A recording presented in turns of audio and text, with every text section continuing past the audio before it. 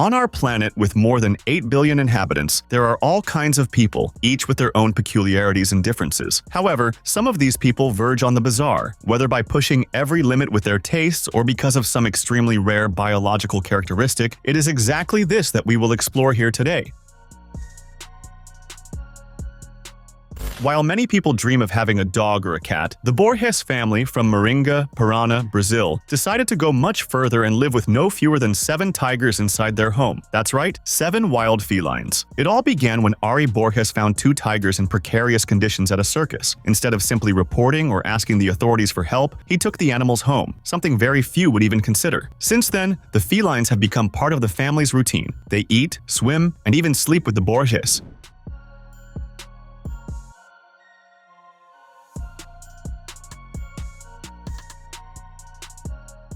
Ari's daughters, Nayara, Uyara, and Deusanira, grew up playing with the animals as if they were ordinary pets. Nayara, for example, developed a special bond with one of the tigers, named Tom, with whom she often swims in the pool. Uyara, meanwhile, takes the animals for walks on a leash, a simple thing, according to her. But not everyone in the family thinks this is normal. Uyara's husband, for instance, is genuinely terrified of the tigers, and when she let her young daughter have contact with the animals, the controversy only grew. Despite the criticisms, Ari remains firm in his plan to open an ecological park to give the animals more space. Until then, the tigers continue to share the sofa, backyard, and pool with the Borges, as if it were the most natural thing in the world. In the midst of the wave of digital influencers, Jessica Vanessa caught everyone's attention by leaving the classroom to live off twerking. She was 22 years old and worked as an assistant at a preschool, but in 2014, she made the bold decision to quit and bet everything on short videos on Vine, a social network very popular at the time. Jessica mixed dance, humor, and twerking. As a result, she gained an avalanche of followers and brand deals that paid just for her to mention products.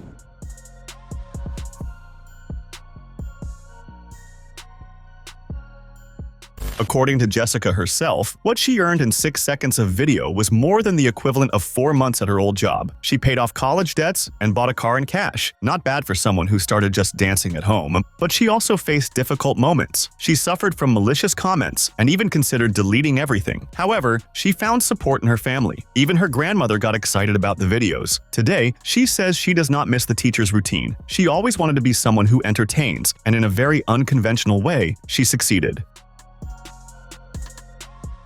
Max is 20 years old, lives in Kentucky, United States of America, and leads a lifestyle that makes many people raise their eyebrows. At home, she lives like a small child. She plays with dolls, uses a pacifier, sleeps with stuffed animals, and even follows rules like not throwing tantrums and not staying up too late. If she disobeys, she goes straight to the timeout corner. She is part of a community called DDLG, which mixes the universe of bondage, discipline, domination, submission, and sadomasochism with caretaking dynamics. Max identifies as little, someone who voluntarily enters a childlike state and lives with Johnny, her 31-year-old partner, whom she calls Daddy. He takes care of her, reads stories before nap time, and takes her to the playground when she behaves well.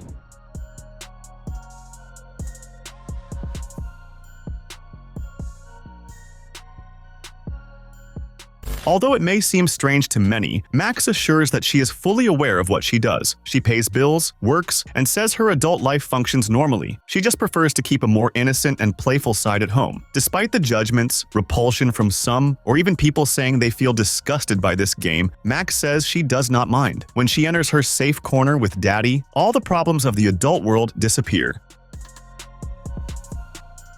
Imagine living in a place where the bakery, the school, the town hall, and even the church are in the same building as your apartment. Sounds too bizarre to be true? Yet this is life in Whittier, Alaska, United States. The entire town, with about 300 inhabitants, lives in the same building called Baggage Towers. Built in 1956 for the United States Army, the building has 14 floors, 196 apartments, and practically everything residents need: a grocery store, laundromat, post office, and even municipal offices. In winter, when cold and snow dominate the region, many go weeks without ever leaving the building.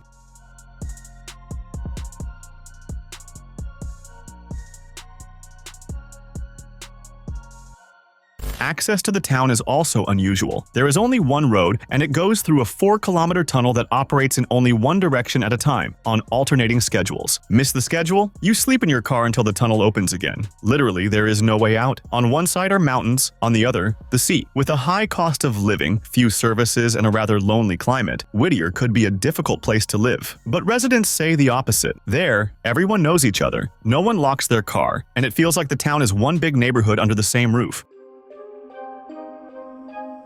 This Minnesotan, United States native went viral on the internet for a truly large reason: his gigantic arms and hands, which he has had since childhood. Just to give an idea, his forearm measures more than 50 centimeters in circumference, and his ring finger has 13 centimeters around. A roll of toilet paper does not even fit on his finger. But the curious thing is that this was not caused by any medical condition like gigantism. He was born this way, and doctors have no exact explanation. Jeff works as a heavy machinery operator and runs a farm, where he spends his days doing tasks like loading hay bales and chopping wood. This, he says, is what keeps his strength up. No gym. He entered the arm wrestling world in the 1980s, stopped after an elbow injury, and returned in 2012, using only his left arm. Since then, he has won state, national, and even a world championship title.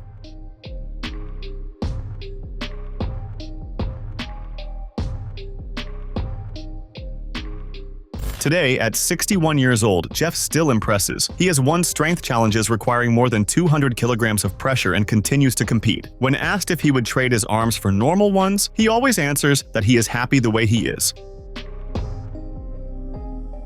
In the 1970s, a very different group began arriving on the small island of La Gomera, Canary Islands, Spain. Fleeing the Vietnam War, pacifist American youths crossed the ocean in search of peace, and they found refuge in the middle of the Atlantic with no airport, far from tourist routes and full of isolated beaches. They camped in seaside caves, improvised gardens in the mountains, and created a community whose only motto was to return to nature. No electricity, no comforts, just the basics, and total freedom. Decades later, the community remains alive. People from all over Europe still show up wanting the same thing: to live simply and away from the hustle and bustle. Some even abandoned everything after professional burnout, like Misha, who moved to La Gomera after beating a brain tumor. There, she says, she found her paradise.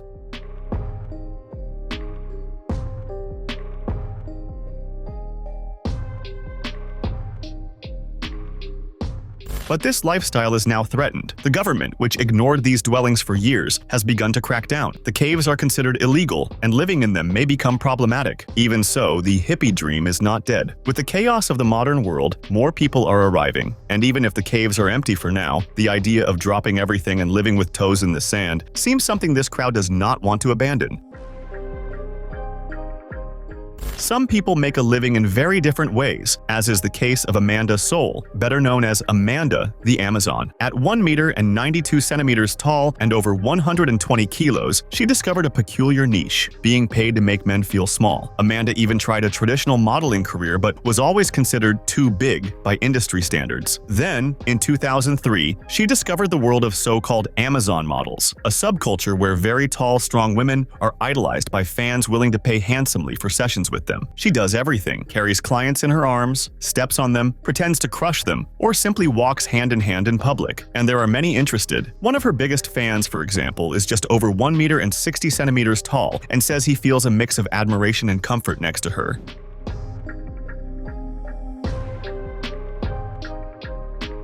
Despite the bold appearance of the sessions, often done in lingerie or very tight clothing, Amanda assures that everything is professional. According to her, there is no nudity or intimate contact. In fact, many appointments take place with the door open. Today, she travels the world for her work, posts photos on social media, and has a loyal following. And as strange as it may seem, Amanda says with all honesty that she loves what she does, and that far more people are interested in her services than people imagine.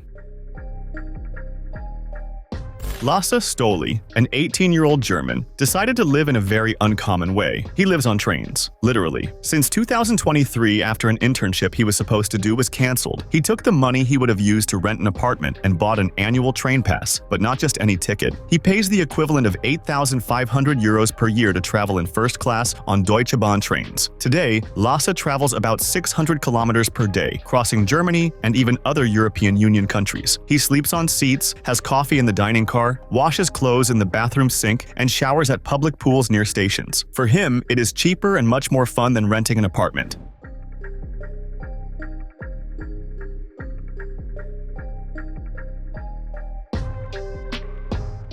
With a laptop and a good internet connection, he works as a programmer while traveling. He has even become a regular at some station VIP lounges, where the staff already know what he usually eats. To keep everything organized, he developed an app that shows which trains are emptiest, mainly to avoid football fans, who he says are the worst roommates. It may seem bizarre, but according to him, it is worth it. In his own words, "I have coffee looking at the sea and sleep watching the Alps. What apartment would give me that?"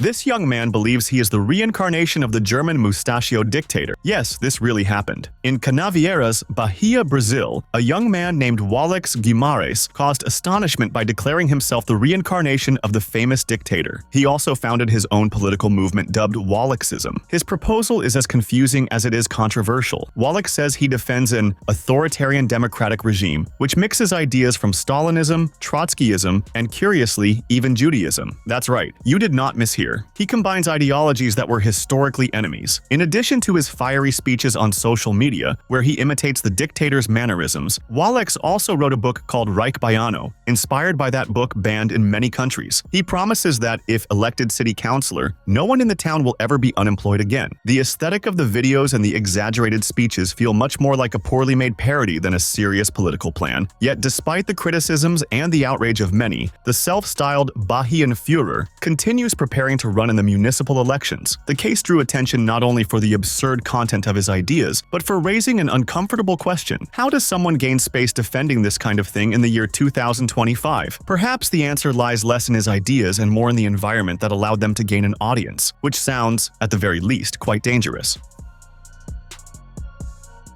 Some take the motto "be yourself" much more seriously than most, as is the case of Tiamat Legion Medusa. This person was once a respected executive in the banking sector in Texas, United States, but traded the suit and tie for scales, horns, and tattooed eyes. Born as Richard Hernandez, Tiamat worked as a vice president at a bank in Texas, but after a diagnosis of human immunodeficiency virus, HIV, in the 1990s, something that at the time seemed a death sentence, they decided they did not want to die without feeling truly authentic. That was when a radical transformation began. Bifurcated tongue, removal of the ears, tattoos covering almost the entire body, and horn implants. All of this cost $100,000.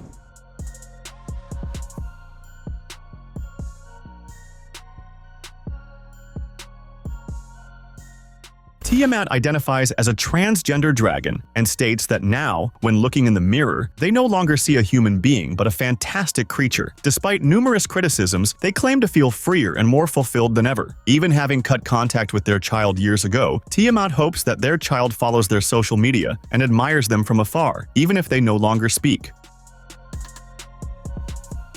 Romário dos Santos Alves became famous as the Brazilian Hulk after injecting oil that inflates muscles until his arms reached almost 60 centimeters in circumference. At the time, he sought to fill an emotional void and stand out somehow, but he paid dearly for it, including with serious health problems. 3 years ago, he told his story on television, and he has recently reappeared, this time very different. Romário abandoned anabolic steroids, left behind his obsession with his body, and traded the gym for a barbershop in the interior of Goiás, Brazil. Today, he makes a living cutting hair and shaving beards in his own business called Hulk Brazil Barbershop.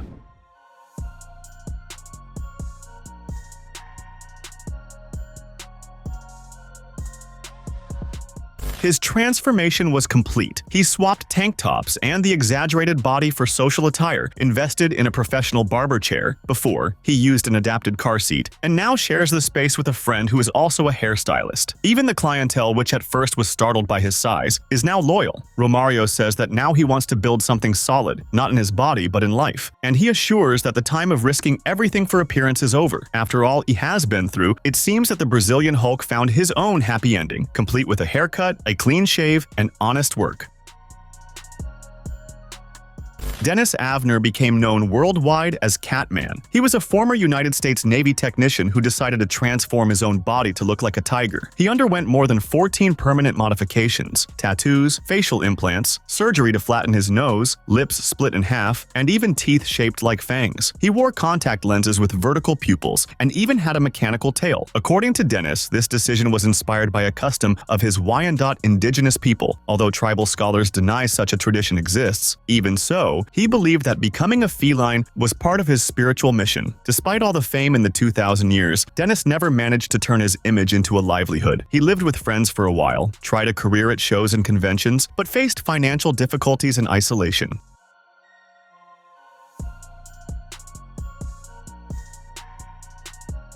In 2012, at 54 years old, Dennis was found dead in his home in Tonopah, Nevada, United States. Perhaps the saddest part of this story is what his former agent revealed. Dennis told everyone that he was his best friend, but according to the agent, they were only professional acquaintances. A statement that, deep down, reveals how lonely Dennis felt, even being one of the most striking faces on the planet. Don't forget to subscribe so you can watch more videos like this.